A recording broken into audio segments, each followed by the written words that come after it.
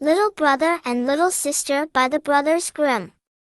There was once a little brother who took his sister by the hand, and said, "Since our own dear mother's death we have not had one happy hour. Our stepmother beats us every day, and, when we come near her, kicks us away with her foot.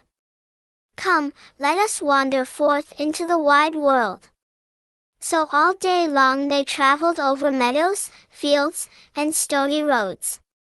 By the evening they came into a large forest, and laid themselves down in a hollow tree, and went to sleep. When they awoke the next morning, the sun had already risen high in the heavens, and its beams made the tree so hot that the little boy said to his sister, "I am so very thirsty, that if I knew where there was a brook, I would go and drink. Ah! I think I hear one running," and so saying, he got up, and taking his sister's hand they went to look for the brook. The wicked stepmother, however, was a witch, and had witnessed the departure of the two children, so, sneaking after them secretly, as is the habit of witches, she had enchanted all the springs in the forest. Presently they found a brook, which ran trippingly over the pebbles, and the brother would have drunk out of it, but the sister heard how it said as it ran along, "Who drinks of me will become a tiger."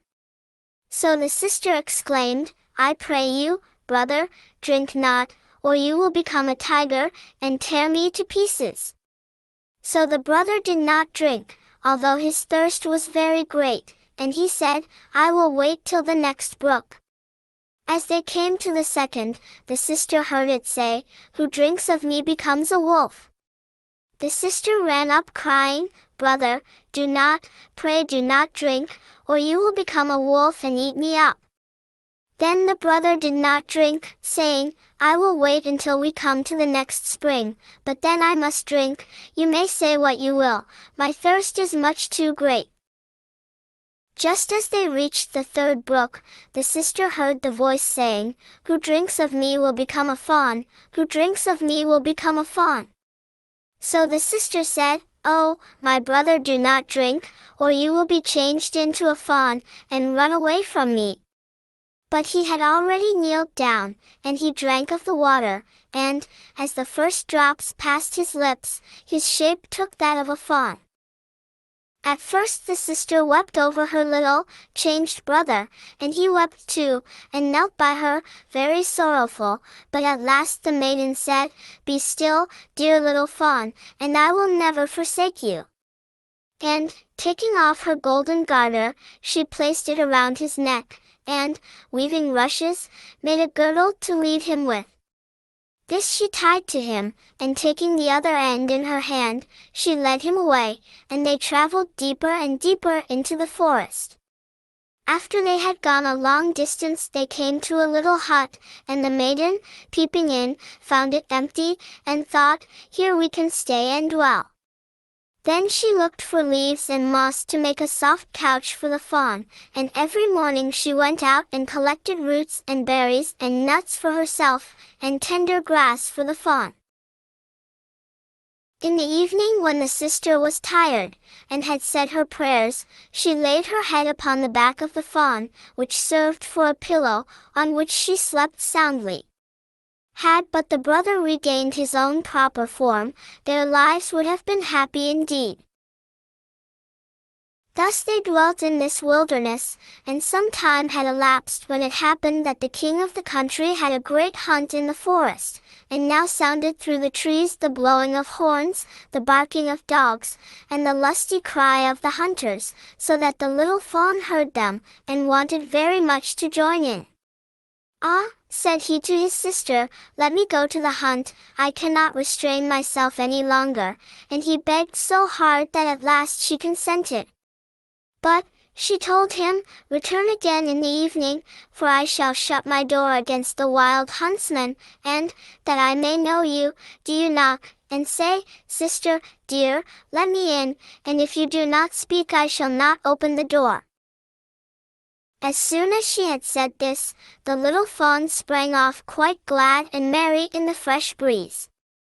The king and his huntsmen perceived the beautiful animal, and pursued him, but they could not catch him, and when they thought they certainly had him, he sprang away over the bushes, and got out of sight. Just as it was getting dark, he ran up to the hut, and, knocking, said, "Sister mine, let me in." Then she unfastened the little door, and he went in, and rested all night long upon his soft couch.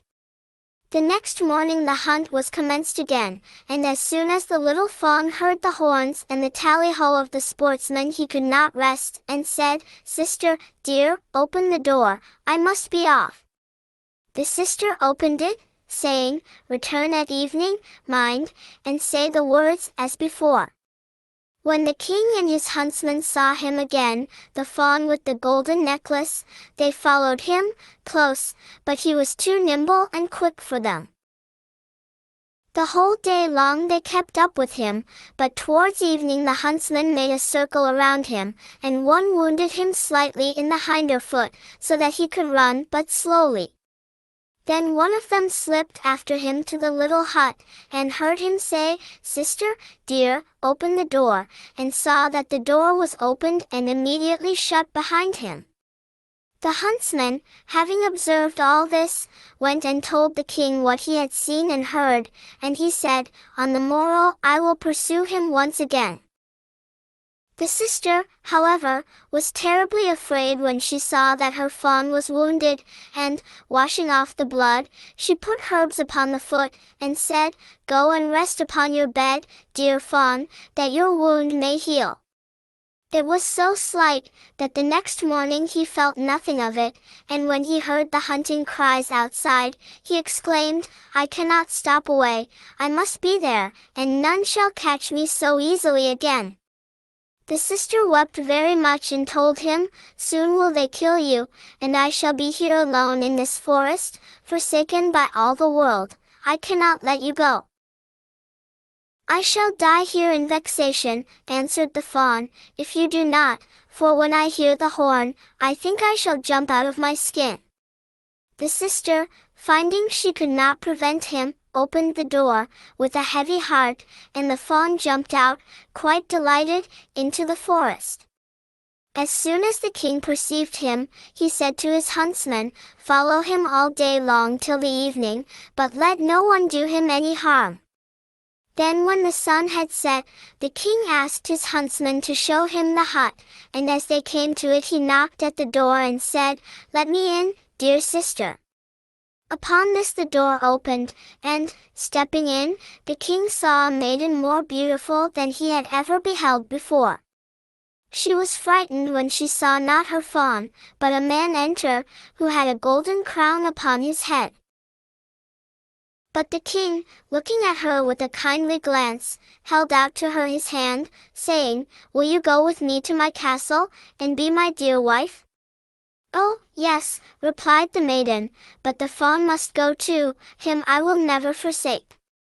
The king replied, "He shall remain with you as long as you live, and shall never want."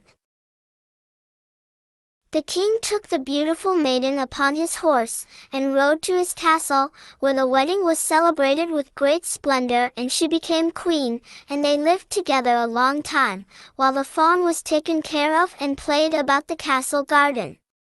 The wicked stepmother, however, on whose account the children had wandered forth into the world, had supposed that long ago the sister had been torn into pieces by the wild beasts, and the little brother in his fawn's shape hunted to death by the hunters. As soon, therefore, as she heard how happy they had become, and how everything prospered with them, envy and jealousy were aroused in her wicked heart, and left her no peace, and she was always thinking in what way she could bring misfortune upon them. Her own daughter, who was as ugly as night, and had but one eye, for which she was continually reproached, said, "The luck of being a queen has never happened to me." "Be quiet, now," replied the old woman, "and make yourself contented. When the time comes I will help and assist you." As soon, Then, as the time came when the queen gave birth to a beautiful little boy, which happened when the king was out hunting, the old witch took the form of a chambermaid, and got into the room where the queen was lying, and said to her, "The bath is ready, which will restore you and give you fresh strength. Be quick before it gets cold." Her daughter being at hand, they carried the weak queen between them into the room, and laid her in the bath, and then, shutting the door, they ran off. But first they made up an immense fire in the stove, which must soon suffocate the poor young queen.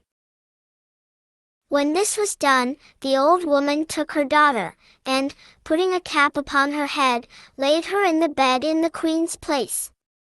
She gave her, too, the form and appearance of the real queen, as far as she was able, but she could not restore the lost eye, and, so that the king might not notice it, she turned her upon that side where there was no eye.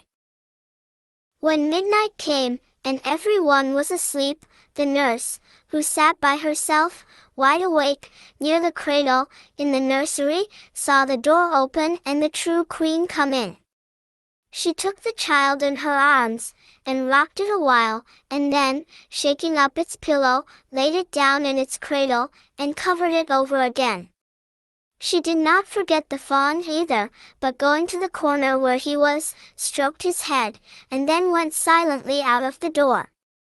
The nurse asked in the morning of the guards if anyone had passed into the castle during the night, but they answered, "No, we have not seen anybody." For many nights afterwards she came constantly, but never spoke a word, and the nurse saw her always, but she would not trust herself to speak about it to anyone. When some time had passed away, the queen one night began to speak, and said, "How fares my child? How fares my fawn?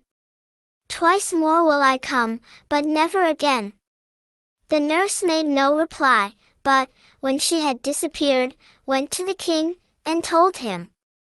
The king exclaimed, "Oh, mercy!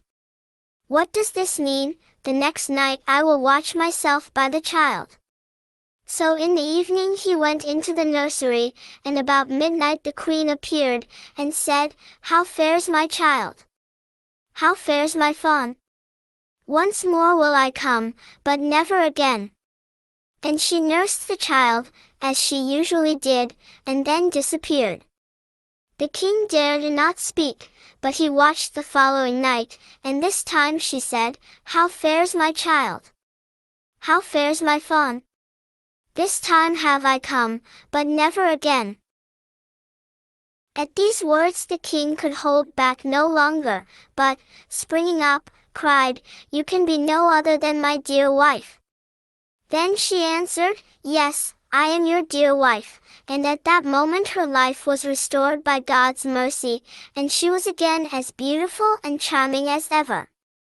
She told the king the fraud which the witch and her daughter had practiced upon him, and he had them both tried, and sentence was pronounced against them.